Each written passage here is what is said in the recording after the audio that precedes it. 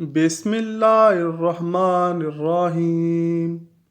حضرت عبداللہ بن عباس رضی اللہ تعالی عنہ نے ارشاد فرمایا، بے شک اللہ پاک نے آدم کو جمعہ کے دن عصر کے بعد پیدا فرمایا اور آپ کو عدیم الارض یعنی ظاہری زمین کی ایک مٹھی مٹی سے پیدا فرمایا، اس لیے آپ کو آدم کہتے ہیں، اور آپ کی اولاد کو آدمی یعنی آدم والا کہتے ہیں۔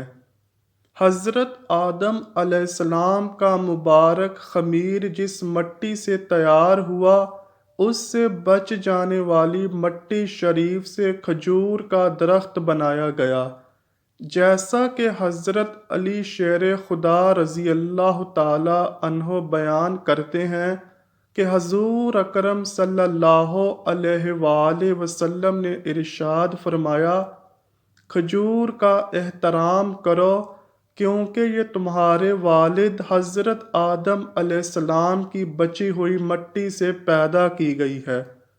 اور ایک روایت میں ہے کہ کھجور، انار اور انگور کو حضرت آدم علیہ السلام کی بچی ہوئی مٹی سے پیدا کیا گیا۔ اللہ پاک نے حضرت آدم علیہ السلام کو بغیر ماں باپ کے مٹی سے پیدا فرمایا۔ آپ کی پیدائش کا واقعہ کچھ یوں ہے کہ اللہ پاک نے حضرت جبرائیل علیہ السلام کو حکم ارشاد فرمایا کہ زمین سے ایک مٹھی مٹی اٹھا لاؤ۔ حضرت جبرائیل علیہ السلام نے زمین سے مٹی اٹھانا چاہی تو زمین نے اس کا سبب پوچھا۔ آپ نے سارا واقعہ بیان کیا۔ اس پر زمین کہنے لگی، میں خدا کی پناہ چاہتی ہوں اس بات سے کہ مجھ سے کچھ کم کیا جائے یا میری کوئی چیز خراب ہو۔ حضرت جبرائیل علیہ السلام مٹی لیے بغیر واپس لوٹ آئے اور عرض کی، اے میرے رب، زمین نے تیری پناہ مانگی ہے تو میں تیرے نام پاک اور تیری عزت کا ادب کرتے ہوئے واپس آ گیا اور اسے پناہ دے دی۔ پھر اللہ پاک نے حضرت میکائیل علیہ السلام کو بھیجا تو انہوں نے بھی اسے پناہ دے دی اور بارگاہ الہی میں وہی عرض کی جو حضرت جبرائیل علیہ السلام نے کی تھی۔ پھر اللہ پاک نے حضرت اسرافیل علیہ السلام کو بھیجا تو وہ بھی اسی طرح واپس آ گئے۔ پھر حضرت عزرائیل علیہ السلام کو بھیجا۔ جب زمین نے ان سے پناہ مانگی تو انہوں نے فرمایا، میں اس بات سے اللہ پاک کی پناہ مانگتا ہوں کہ اس کے حکم پر عمل کیے بغیر واپس چلا جاؤں۔ چنانچہ انہوں نے زمین سے مٹی لے لی تو اللہ پاک نے روح قبض کرنے کا کام بھی انہی کے ذمہ لگایا کہ تم نے ہی اس مٹی کو زمین سے الگ کیا ہے، تم ہی اس کو ملانا، اور ان کا نام ملک الموت یعنی موت کا فرشتہ رکھا گیا۔ اللہ پاک نے حضرت آدم علیہ السلام سے حضرت بی بی حوا کو پیدا فرمایا۔ حضرت آدم علیہ السلام نے ان کی طرف دست محبت بڑھانے کا ارادہ کیا تو فرشتوں نے عرض کی، اے آدم، ٹھہر جائیں، پہلے ان کا مہر ادا کریں۔ آپ علیہ السلام نے فرمایا کہ ان کا مہر کیا ہے؟ فرشتوں نے عرض کی، ان کا مہر یہ ہے کہ آپ ہمارے سردار محمد مصطفیٰ صلی اللہ علیہ وآلہ وسلم پر 3 یا 10 مرتبہ درود پاک پڑھیں۔ چنانچہ آپ علیہ السلام نے درود پڑھا اور فرشتوں کی گواہی سے آپ کا حضرت بی بی حوا سے نکاح ہو گیا۔ اس سے معلوم ہوا کہ نبی پاک صلی اللہ علیہ وآلہ وسلم ہر موجود چیز کے لیے وسیلہ ہیں، یہاں تک کہ اپنے والد حضرت آدم علیہ السلام کا بھی وسیلہ ہیں۔ حضرت آدم علیہ السلام نے 960 برس کی زندگی پائی، جبکہ آدم علیہ السلام کی زندگی 1000 سال کی تھی، کیونکہ جب آدم علیہ السلام جنت میں تھے تو اللہ تعالیٰ نے حضرت آدم کو ان کی تمام اولاد جن جن کو نبوت ملنی تھی، ان کی شخصیت، ان کی عمر حضرت آدم علیہ السلام کے سامنے واضح کر دی۔ آپ نے جب حضرت داؤد علیہ السلام کی عمر کو 60 سال تک دیکھا تو اللہ سے کہنے لگے، اے اللہ پاک، میری عمر کے 40 سال میرے پوتے داؤد علیہ السلام کو دے دیں۔ تو یوں آپ کی دعا قبول ہو گئی۔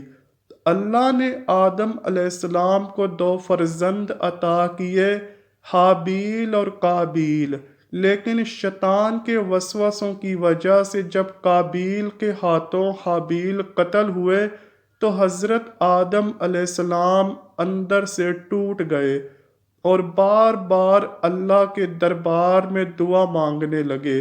ایک دن حضرت جبرائیل علیہ السلام حضرت آدم علیہ السلام کے پاس آئے اور فرمایا، اے آدم، اللہ تمہیں ایسا بیٹا دینے والے ہیں جس کے نسب سے انبیاء اور اولیاء زمین تک پہنچیں گے، اس کا نام شیس رکھنا۔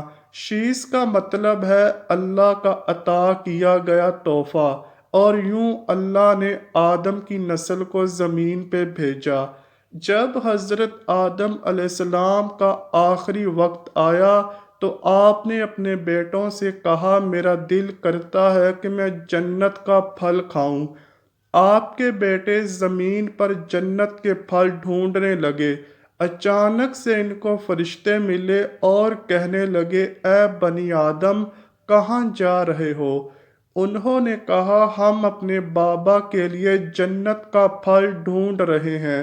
ان فرشتوں نے کہا، جاؤ، تمہارے بابا چند دنوں کے مہمان ہیں۔ تمام فرزند دوڑتے ہوئے آپ کے پاس پہنچے۔ آپ بستر بیماری پر اللہ کا ذکر فرما رہے تھے، بس اتنے میں موت کا فرشتہ آ پہنچا۔ جیسے ہی بی بی حوا نے موت کے فرشتے کو دیکھا تو حضرت آدم سے لپٹ گئیں۔ حضرت آدم علیہ السلام نے فرمایا، اے حوا، مجھ سے دور ہٹ جائیں، ایک مرتبہ پہلے بھی آپ کی وجہ سے جنت سے نکالا گیا، آج اللہ اور ان کے فرشتوں کے درمیان حائل نہ ہو۔